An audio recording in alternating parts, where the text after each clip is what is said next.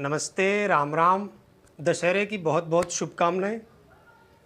विजयादशमी यानी कि हर एक भारतीय को गौरवान्वित महसूस कराने का दिन। और आखिर हो भी क्यों ना, प्रभु श्री राम ने अधर्म पर धर्म की विजय जो प्राप्त की थी, विनाशकारी विपरीत बुद्धि रावण का वध करके। पर रावण तो कहीं ना कहीं आज भी जिंदा है। कैसे?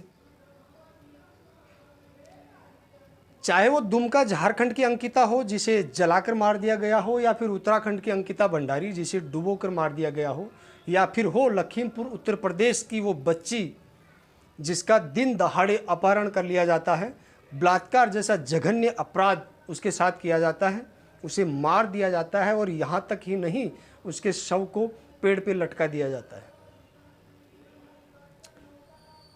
तो रावण तो कहीं ना कहीं जिंदा है। मनुष्य तो ये नहीं कर सकता है। ईश्वर ने मनुष्य को ये काम करने के लिए नहीं बनाया है। चलिए एक बात और आपको बताता हूं। द्रौपदी का चीरहरण करने वाले दुर्योधन को हम भूलते चले गए, और माता सीता को हाथ तक न लगाने वाला रावण आज तक जलता आ रहा है। ऐसा क्यों? इसका मतलब ये नहीं कि उसने पाप नहीं किया था। उसने पाप किया और उसका खामियाजा उसने भुगता, और आज भी भुगतता आ रहा है। कहीं 5 फुट का जलाया जाएगा तो कहीं 500 फुट की प्रतिमाएं जलाई जाएगी। सजा तो उन्हें मिली। लेकिन कहने का तात्पर्य यह है कि जो आज हमारे बीच दुर्योधन और रावण जैसे पैदा हो रहे हैं, हम उन्हें क्यों नहीं रोक पा रहे हैं? और ऐसा नहीं है कि हमने कोई प्रयास नहीं किया।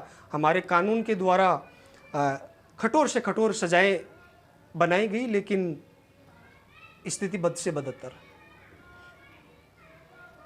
और ऐसा भी नहीं है कि हमने कोई कानून में संशोधन नहीं किया।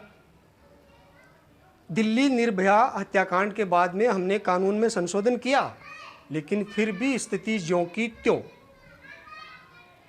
तो क्या करें? कर सकते हैं। देखिए, जो विचार, जो बात मैं आपसे कहने जा रहा हूं और जो विचार मेरे हैं, मुझे नहीं पता कि आपको कितने अच्छे लगे या ना, लेकिन मेरा ये मानना है कि अगर उन पर अमल किया जाए, और ये कोई नई बात नहीं कह रहा हूं मैं, मेरे से पहले हजारों लोगों ने हजारों बार कहा होगा, पर फर्क ये है कि हम उसको अमल नहीं ला सकते। कहने की बात यह कि प्रकृति ने हमें 2 ऐसे महाकाव्य दिए, महाभारत और रामायण के रूप में, जो एक हमें यह सिखाती है कि क्या हमें करना चाहिए, और एक ये सिखाती है कि क्या नहीं करना चाहिए। अगर हम अपने बच्चों के आने वाले या जनरेशन में, उनके जीवन में अगर इन काव्यों के कुछ अंश भी उतारें, तो मुझे लगता है कि उस तरह की मानसिकता तो नहीं हो सकती है जिस तरह से अंकिता और अंकिता के केस में थी। तो इसका फायदा यह होगा कि उनकी मानसिकता शुरू से ही, जब वो बालावस्था में शिक्षा ग्रहण करते हैं, उसी टाइम से उनके बीच में, उनके जीवन में अगर इस तरह की बातें रखी जाए, ये फैक्ट रखे जाएं कि क्या करना है क्या नहीं करना है, तो शायद मुझे लगता है कि कुछ बदलाव आए। अब ऐसा नहीं है कि रावण को नहीं रोका गया था, पहले रोका गया था। जिस भगवान शिव से सिद्धियां प्राप्त रावण इतना महान बना था, उसी शिव भगवान ने उसे चेताया था। बात है एक समय की जब वो लंका से निकला, भगवान शिव को अपनी लंका में लाने के लिए कि मेरे आराध्य को मैं मेरी लंका में, मेरे महल में लाना चाहता हूं। भला कोई ईश्वर को किसी महल में कैद कर सकता है? बट ये उसका पाप था, ये उसका घमंड था। भगवान शिव ने उसे बताया था कि ये गलत है, ये पाप है, एक दिन इसी की वजह से तुम्हारा सर्वनाश होता है, नतीजन। ठीक उसी प्रकार भगवान श्री कृष्ण ने महाभारत होने से भी बचाने की कोशिश की थी। पांडवों का संदेशा लेके जब वो हस्तिनापुर पहुंचे, उन्होंने क्या कहा, ये जरा मैं दिनकर साहब की रचना रश्मि रथी के द्वारा आपको बताना चाहता हूं, कुछ टूटे फूटे लफ्जों में। अगर कुछ गलती हो तो माफ़ करना, मैं इतना बड़ा विद्वान या पंडित हूँ नहीं, पर जो मैं सीखने की कोशिश करता हूँ या सीखता हूँ, शायद मैं मेरे विचार प्रकट करता हूँ, किन्हीं बच्चों पर यह बात पहुँचे और वो इन महाकाव्यों से कुछ प्रेरणा ले सके। कि वर्षों तक वन में घूम घूम बाधा विघ्नों को चूम चूम सह धूप धाम पानी पत्थर पांडव आए कुछ और निखर, सौभाग्य न सब दिन सोता है देखे आगे क्या होता है। मैत्री की राह बताने को, सबको सुमार्ग पर लाने को, दुर्योधन को समझाने को, भीषण विध्वंस बचाने को भगवान हस्तिनापुर आए, पांडव का संदेशा लाए। क्या दो न्याय अगर तो आधा दो, दो न्याय अगर तो आधा दो, पर इसमें भी यदि बाधा हो तो दे दो केवल 5 ग्राम, रखो धरती अपनी तमाम, हम वही खुशी से खाएंगे, परिजन पर असी न उठाएंगे। और दुर्योधन वह भी दे न सका, दुर्योधन वह भी दे न सका, आशीष समाज की ले न सका, उल्टे हरि को बांधने चला, जो था असाध्य साधने चला। जब नाश मनुष्य पर छाता है पहले विवेक मर जाता है, जब नाश मनुष्य पर छाता है पहले विवेक मर जाता है। हरि ने भीषण हुकार किया, अपना स्वरूप विस्तार किया, डगमग डगमग दिग्गज डोले, भगवान कुपित होकर बोले, जंजीर बढ़ाकर साध मुझे, हाँ हाँ दुर्योधन बांध मुझे।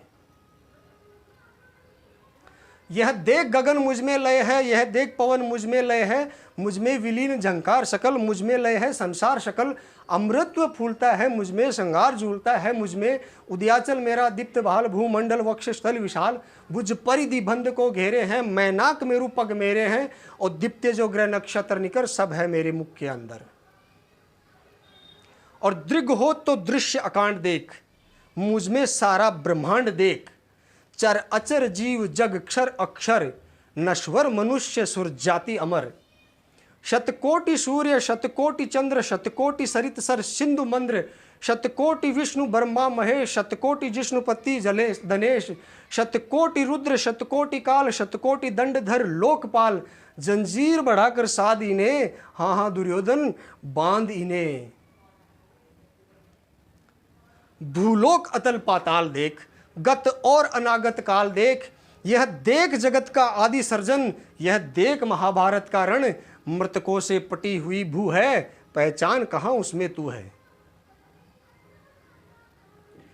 अंबर में कुंतल जाल देख, पद के नीचे पाताल देख, मुट्ठी में तीनों काल देख, मेरा स्वरूप विकराल देख, सब जन्म मुझी से पाते हैं फिर लौट मुझी में आते हैं, जिह्वा से करती ज्वाल सगन, सांसों में पाता जन्म पवन, और पड़ जाती मेरी दृष्टि जिधर, हंसने लगती है सृष्टि उधर, मैं जभी मूंदता हूं लोचन, छा जाता चारों ओर मरण। बांधने मुझे तू आया है, जंजीर बड़ी क्या लाया है, बांधने मुझे तू आया है, जंजीर बड़ी क्या लाया है, यदि मुझे बांधना चाहे तो पहले बांध अनंत गगन, सुने को साध ना सकता है वो मुझे बांध कब सकता है। और हित वचन नहीं तूने माना, यहां पर प्रभु श्री कृष्ण थोड़े क्रोधित हो गए। हित वचन नहीं तूने माना, मैत्री का मूल्य न पहचाना, तो ले मैं भी अब जाता हूं, अंतिम संकल्प सुनाता हूं, याचना नहीं अब रण होगा, जीवन जय या कि मरण होगा, टकराएंगे नक्षत्र निकर, बरसे की भू पर वही प्रखर, फण शेष नाग के डोलेंगे, विकराल काल मुंह खोलेगा, दुर्योधन रण ऐसा होगा फिर कभी नहीं जैसा होगा, भाई पर भाई टूटेंगे, विषबाण बूंद के छूटेंगे, वायस रगाल शुक लूटेंगे, सौभाग्य मनुज के फूटेंगे, और आखिर तू बुसाई होगा, हिंसा का परदाई होगा। थी सभा सन सब लोग डरे, थी सभा सन सब लोग डरे, चुप थे या थे बेहोश पड़े, केवल 2 नर ना अघाते थे, धृतराष्ट्र विदुर सुख पाते थे, और कर जोड़ खड़े प्रमुदित निर्भय, दोनों पुकारते थे जय जय, थे जय जय। ध्यान से सुनने के लिए बहुत बहुत धन्यवाद, आभारी।